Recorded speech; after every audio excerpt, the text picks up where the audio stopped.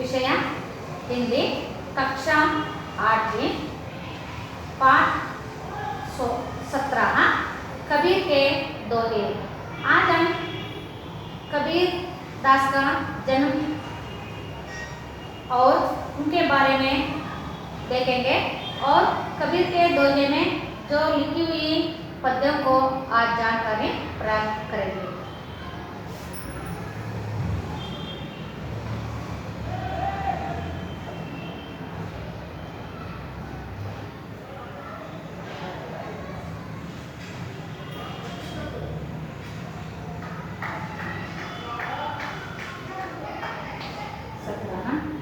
कबीर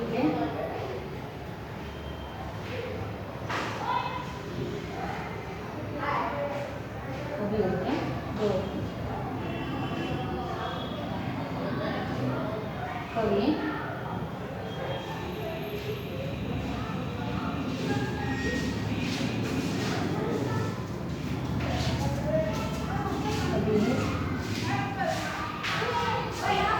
दास कक्षा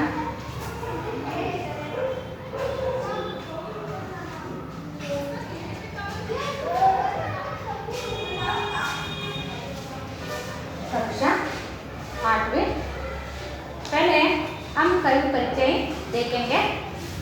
कवि परिचय सन 1398 से 1518 तक। पहले कवि परिचय देख लीजिए। कबीरदास वाणी के डिक्टेटर थे। नीरू नीमा नामक मुसलमान जुलाहे परिवार में उनका पालन पोषण हुआ। सहजता निर्भीकता इनके काव्य के प्रमुख गुण हैं। इनकी वाणी में समाज सुधार की भावना फूट फूट कर भरी है। वे बड़े दार्शनिक कवि थे। कबीर का काव्य बुद्धि और हृदय का संगम है। इतना ही नहीं, वे बड़े संत कवि थे। उन्हें जीवन नीति के धर्मगुरु भी कहा जाता है। कबीर की रचनाएं बीजक नाम से संकलित हैं, जिनके 3 भाग हैं: साकी, सबद, रामायणी। ये कबीरदास जी का जो जन्म 1398 ये कबीरदास वाणी के डिक्टेटर थे। वाणी का मतलब जो बोलना, इसमें जो डिक्टेटर थे ये नीरू और नीमा नामक मुसलमान जुलाहे परिवार में उनका जो पालन हुआ था। उनका जो नीरू और नीमा नामक मुसलमानों ने इन मुसलमान जुलाहे के जो परिवार में इनका पालन पोषण किया था। इनके जो प्रमुख गुण क्या है? सहजता और निर्भीकता इनके काव्यों के जो प्रमुख गुण है। सहजता और निर्भीकता इन काव्य जो लिखे थे उनके प्रमुख गुण है। इनकी वाणी में समाज सुधार की भावना फूट फूट कर भरी है। इनकी जो वाणी है, इसमें जो लिखी हुई वाणी है, इसमें समाज सुधार की भावना जो भरी पड़ी है। वे बड़े दार्शनिक कवि थे। उन्होंने जो दार्शनिक कवि थे और इन काव्यों में कबीरदास जो लिखी हुई काव्यों में बुद्धि और हृदय का संगम है। और इतना ही नहीं, वे बड़े संत कवि थे। इन्होंने संत कवि भी थे और जीवन नीति के धर्मगुरु भी कहा जाता था। उनके जो जीवन नीति के धर्मगुरु कहा जाता था। कबीर की रचनाएं बीजक नाम से संकलित है। इसमें जो कबीर की रचनाएं बीजक नाम से जो ये संकलित है। इनमें से 3 भाग है। इसमें जो 3 भाग बांटा है।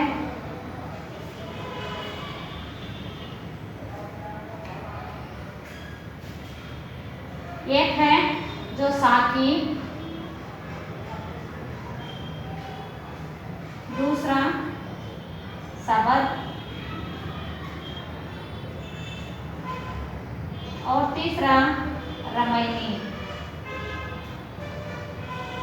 इन तीन भागों में जो बांटा है, 3 भाग इसमें है।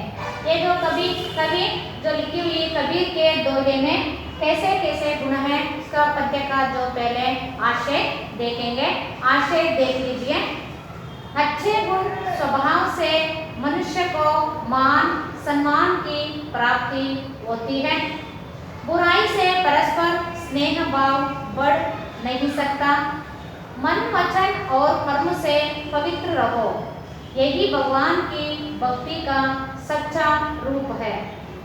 जो इस दोहे में जो लिखी हुई दोहे में, कबीर की दोहे में, इसमें अच्छे गुण अपनाना और जो मनुष्य को जो स्वभाव से मनुष्य को मान और सम्मान की प्राप्ति होती है। मनुष्य का जो स्वभाव से मान और सम्मान की जो प्राप्ति मिल सकती है, उसमें जो अच्छे गुण और स्वभाव को देखकर उनके मान और सम्मान का जो प्राप्त होती है। और बुराई से परस्पर स्नेह भाव बढ़ नहीं सकता। जो भी बुराई करते हैं और कोई भी अच्छा स्वभाव का नहीं होता, इनमें जो परस्पर की जो स्नेह भाव होता है वो कभी नहीं हो सकता। मन वचन और कर्म से पवित्र रहो। मन मनस और वचन बोलना, कर्म कार्य या काम करने से जो पवित्र रहेंगे, और यही जो भगवान की भक्ति का सच्चा रूप है। यही भगवान के जो सच्ची रूप वो होता है, जो मन मनस और वचन बोलना और कर्म या कार्य करने से जो भगवान की सच्ची जो रूप होता है। इस तरह इसमें कबीरदास ने जो दोहे में लिखे हैं। पद्य देख लीजिए।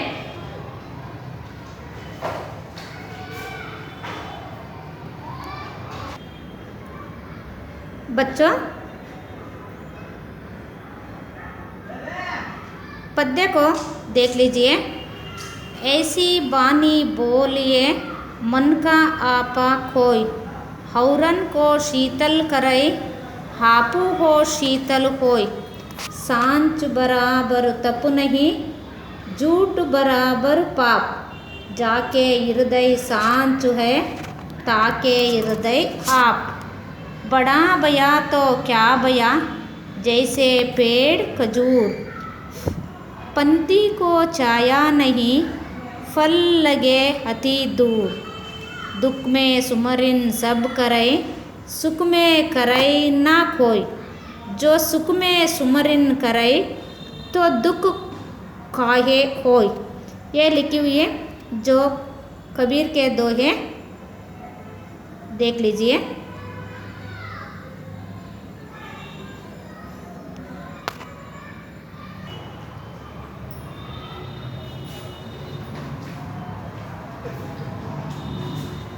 पद्य को और सुन लीजिए। कबीर के दोहे। ऐसी वाणी बोलिए मन का आपा खोई, हौरन को शीतल करे हापू हो शीतल होय। पहले बच्चों ये शब्दार्थ लिख लीजिए।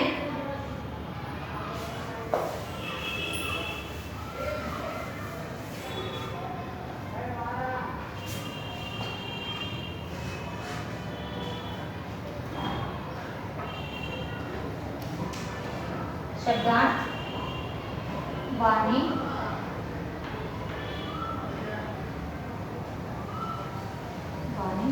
वाणी या वचन,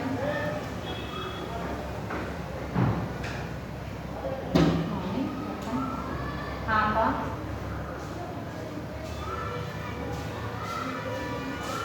अहंकार,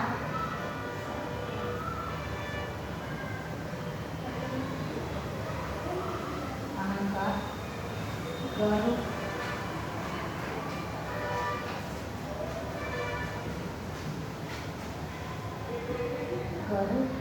या घमंड,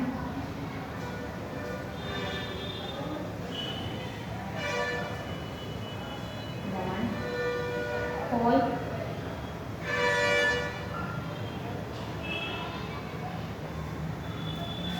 बहाना,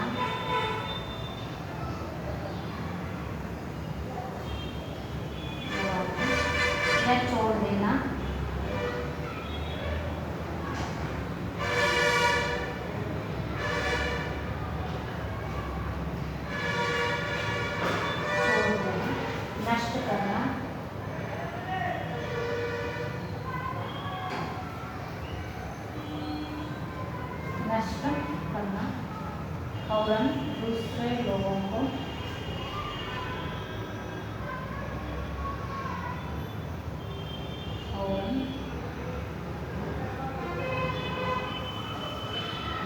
दूसरे लोगों को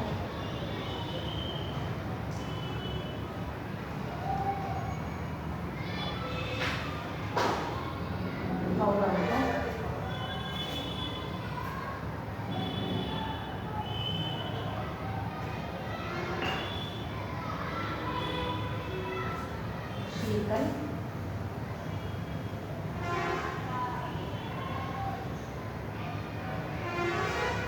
ठंडा, शीतल ठंडा। ये देख लीजिए, ये दो शब्दार्थ है। वाणी, वाणी या वचन या बोलना। आप, अहंकार, गर्व या घमंड, अहंकार होता है आपा। कोई, गवाना, छोड़ देना या नष्ट करना। हौरन, दूसरे लोगों को, हौरन दूसरा लोगों को, एक और हौरन से शीतल ठंडा। कभी कभी कहते हैं कैसे, ऐसे वाणी बोलिए मन का आप कोई, हौरन को शीतल करे, हाकू हो शीतल कोई। इसका जो अर्थ है, जो कबीरदास कहते हैं कि ऐसे वाणी या ऐसे वचन बोलना चाहिए जिसको, जो आपको अहंकार मिट जाए, अपने से जो अहंकार मिट जाए और दूसरों को जो शीतलता मिले। हमारे जो बोलना होता है वो दूसरों से जो शीतलता, शीतल सा मतलब है, अर्थ है ठंडा, और अपना मन भी शीतल हो जाए और दूसरों को बोलने से भी उनका भी मन जो शीतल हो जाए, हमारा भी शीतल हो जाए। कहने का तात्पर्य यहाँ है कि हमारी वाणी मधुर और मीठी होना चाहिए। इसका जो ऐसी वाणी बोली है मन का आपको, इसका जो अर्थ है, इसका जो तात्पर्य है, जो हमारे बोलने में जो मधुर और मीठी होना चाहिए और जो सुनकर दूसरों के मन कड़वाहट दूर हो, जो हमारा जो बोलने से दूसरों को कड़वाहट दूर हो रहे और हमारे साथ मीठा व्यवहार के लिए प्रेरित हो। हमारे साथ वो भी सामने जो सुनता है वो बोलने के लिए प्रेरित रहे। इस तरह हम बोलने से दूसरों से भी अच्छा लगता है और जो भी जो कड़वाहट होती है और दूसरों को जो अच्छी लगे ऐसे बोलना चाहिए। ये है जो इसका अर्थ। और दूसरा, सांच बराबर तप नहीं, झूठ बराबर पाप, जाके हृदय सांच है, ताके हृदय हाप। देख लीजिए, जो दूसरा सांच बराबर तप नहीं, सांच मतलब सच, इसका जो पावर लिख लीजिए शब्दार्थ। जो दूसरा जो दोहे का अर्थ, सांच, सांच सच या सत्या,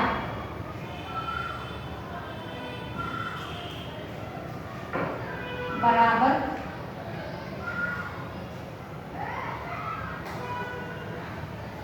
बराबर, समान,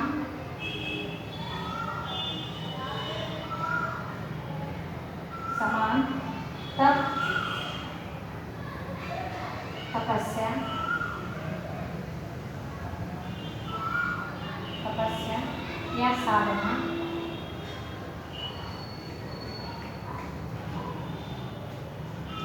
साधना, जाके जिसके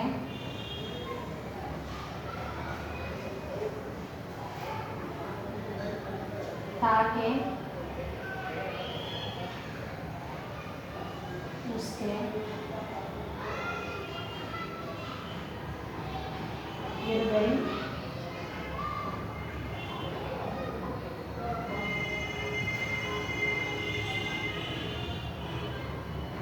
हृदय, एक और दिल, आप,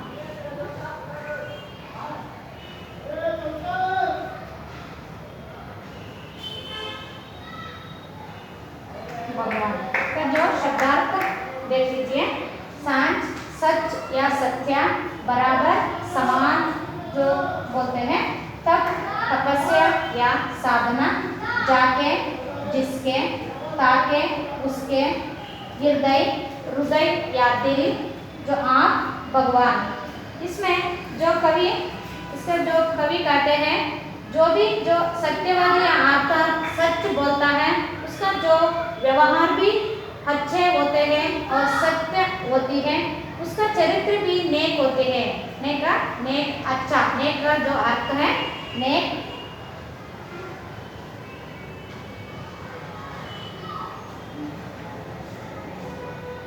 अच्छा, जो उनका व्यवहार भी जो सत्य बोलता है, जो उनका साथ व्यवहार करता है वो व्यवहार करता है वो नेक होता है। भगवान भी ऐसी लोगों को अपनाते हैं। भगवान भी जो ऐसे सच बोलने वाला अच्छे व्यवहार करने वालों से जो भगवान जो क्या करते हैं अपनाते हैं। कबीर इस सच्चाई के बारे में कहता है कि सत्य बोलने के समान दूसरों के कोई तपस्या नहीं, सत्य बोलने से कोई तपस्या नहीं है, उसका जो साधना है, जो तप नहीं है साधना है। इसके विरोध में झूठ बोलने या झूठे व्यवहार से बढ़कर कोई पाप या बुरा कर्म नहीं है। झूठ का जो व्यवहार करता है उससे बुरा पाप या बहुत बड़ा पाप वही होता है, झूठे काम करने से, झूठ बोलने से और गलत व्यवहार करने से। जिसके दिल में सच्चाई होती है, जो हमेशा सच बोलता है, जो उनके जो दिल में, उनके जो हृदय में जो अच्छे जो सच्चाई होते हैं वो हमेशा के लिए सच बोलता है, सही मार्ग पर चलता है। भगवान भी उसकी हृदय में निवास करते हैं। जो वो अच्छे काम करने वाला और हमेशा सच बोलता है और उसी मार्ग पर चलता रहता है और उसके साथ साथ उनके हृदय में भी भगवान का जो निवास होता है।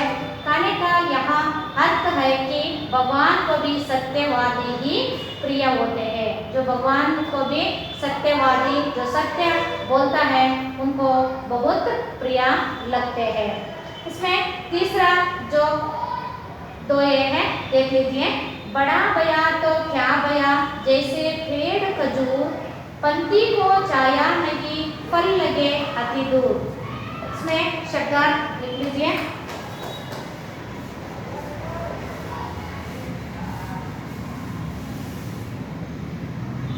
तो शब्दार्थ लिख लीजिए। बड़ा, लंबा और चौड़ा,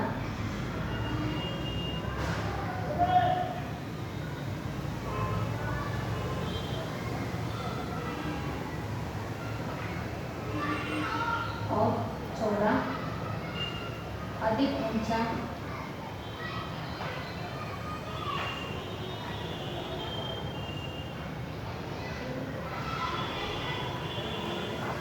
अधिक ऊंचा,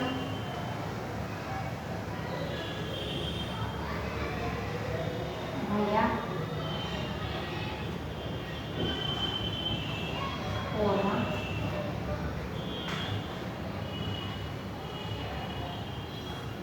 होना या बनना,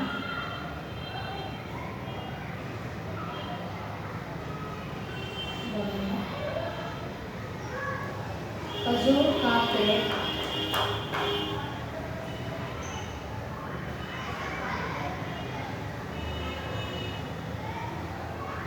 खजूर का पेड़, कान जैसे लंबा पेड़,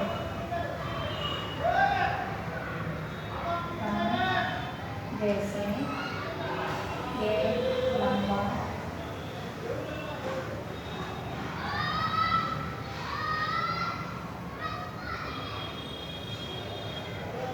लंबा पेड़, पंक्ति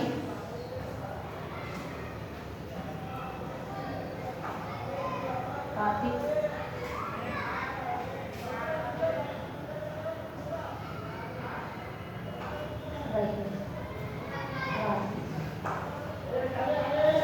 देख लीजिए। ये जो तीसरा जो दोहे है उसका जो शब्दार्थ है बड़ा, लंबा और चौड़ा, अधिक ऊंचा, बया होना या बनना, खजूर का पेड़ ताड़ जैसे एक लंबा पेड़, बहुत जगह लंबा वो पेड़ होता है, उसको खजूर का पेड़।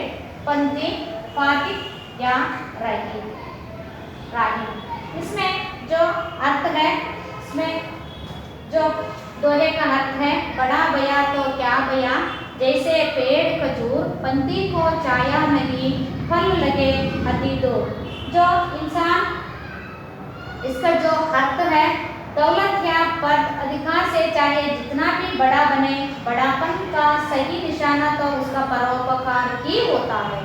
देखो, इंसान या आदमी कितना भी धन दौलत जमीन और ऊंचा सब अधिकार पर जो होता है, जितना भी बड़े बन जाते हैं, उनका जो बड़ापन कैसे होता है, उनका जो निशान मतलब गुरुत्व, इसका जो परोपकार ही बेरे दूसरों को जो परोपकार करते हैं उसी से होता है।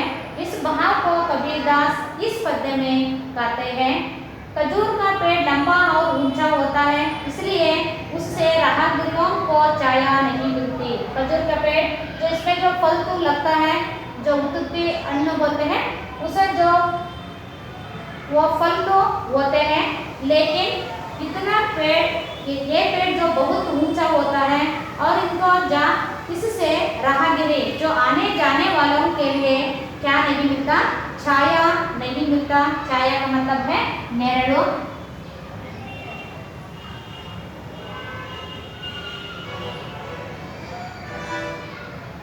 जो छाया नहीं मिलता, उसमें उगने वाले फल भी बहुत ऊपर होते हैं, उसमें जो उगते हैं वो फल भी बहुत लंबे पेड़ से लंबे होते हैं। ऐसे ही इंसान भी बड़ा कहलाने से बड़ा नहीं होता। ऐसे जो बड़ा पेड़ है, इसे बड़ा बोलने से इंसान के लिए वो कभी बड़ा नहीं होता। दूसरों के लिए उपयोगी होने पर ही वह महान बन सकता है, और दूसरों को जो उपयोग के लिए जो होता है वो महान व्यक्ति बनता है। इसका जो अर्थ है, मानव को परोपकारी होना चाहिए। इसलिए कह रहा है कवि, ये मानव, इसका जो अर्थ है, इसको मानव परोपकारी होना चाहिए। और चौथा दोहे, जो दुख में सुमरिन सब करे, सुख में करई ना होय, जो सुख में सुमरिन करे तो दुख काहे होय। इसका जो शब्दार्थ लिख लीजिए।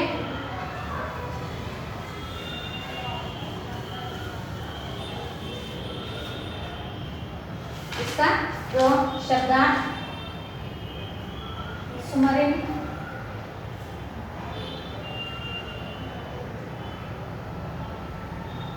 स्मरण करना,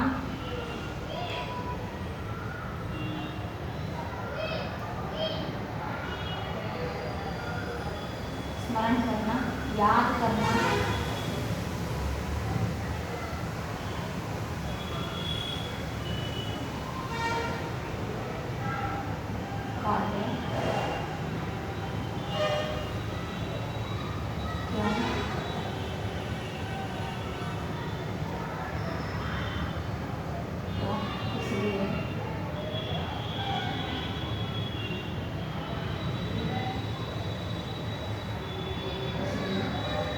कारण से।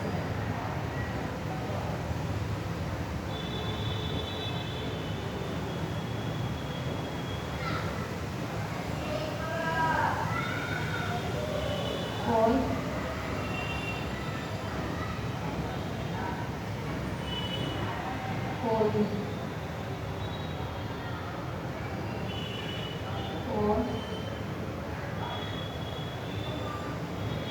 होता है। इसका जो अर्थ है, शब्दार्थ है, देख लीजिए। सुमरिन, स्मरण करना या याद करना। कहिए क्यों, किस लिए, किस कारण से। कोई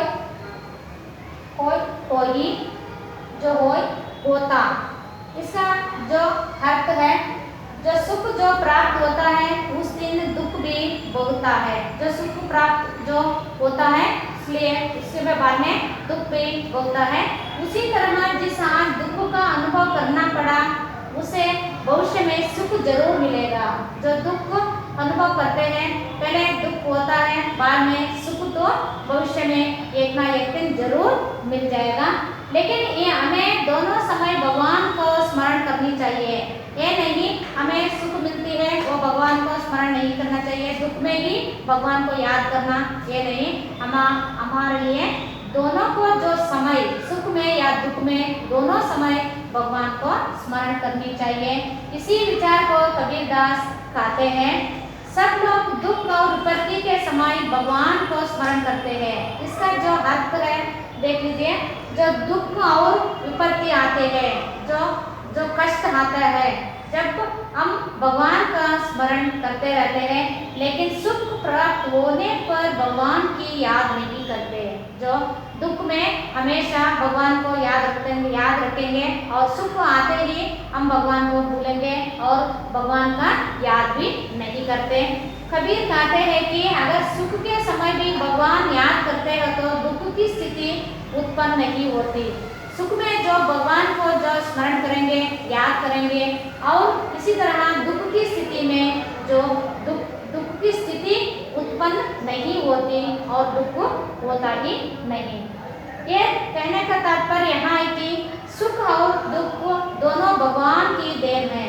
ये सुख दुख किसी का भी नहीं, और जो भगवान ने जो दे रखी है उनके जो देन है। इन दोनों को हम समान मनोभाव से स्वीकार करें।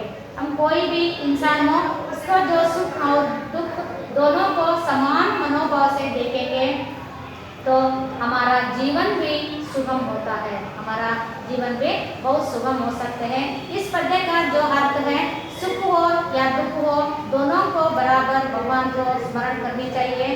जो दुख में भगवान को याद करेंगे, तो सुख में भगवान को याद नहीं करेंगे तो उसमें क्या होता है, उसमें सुख और समय का जो भगवान को जो याद करते हैं उसमें दुख की स्थिति नहीं होती। इस तरह इस पद्य में दे रखे हैं कबीरदास।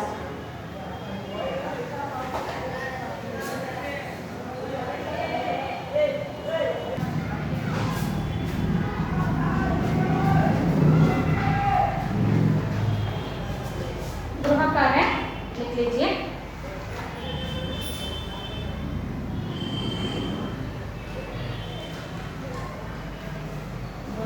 है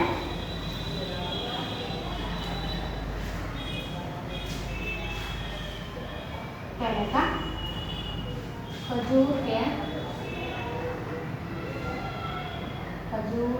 पेड़ से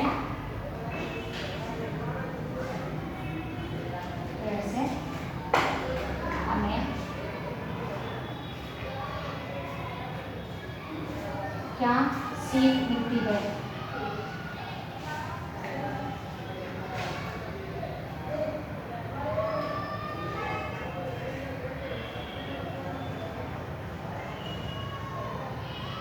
दूसरा, सच और झूठ में क्या अंतर है। सच और झूठ में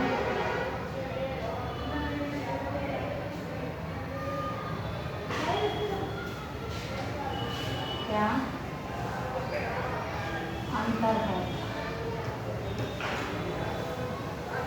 देखो बच्चों को बता रहे हैं, जो खजूर के पेड़ से हमें क्या सीख मिलती है। खजूर का जो पेड़ है उसमें क्या सीख मिलती है, और सच और झूठ में क्या अंतर है। सच क्या होता है और झूठ क्या होता है, इसका जो अंतर लिखकर लाना। धन्यवाद।